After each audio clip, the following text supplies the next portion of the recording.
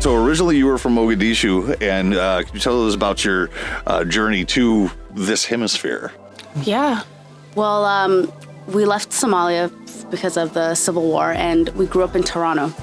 And just that journey was just, it's incredible. And because we came there as like such young girls, Yes. we got to grow up in our culture, but as well as, Toronto, Western culture.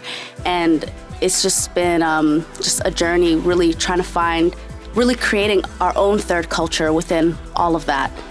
Yeah, it's been nice. And I feel like being artists really expanded us to really be fearless and, accept that even though we didn't get to grow up in Somalia, that coming to Canada was a blessing. And even in that, we get to still identify as Somali women with this new culture of having also this North American upbringing as well, and just kind of a fusion, which is interesting because our music's a fusion. So I feel like we've kind of created a fusion third culture ourselves. Mm-hmm. I feel like we definitely had our struggles as well of just like always feeling like we had split energy of, oh no, just feeling guilt and shame, feeling like, oh my gosh, we're not Somali enough.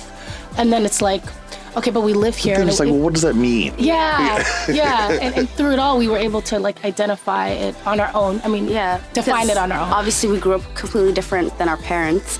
And, I just feel the commonality, even with the Somalis that maybe came here more recently, and even with us that came, just a long time ago. It's still that internal struggle of trying to hold on to your culture, but still trying to find out who you are within this new culture.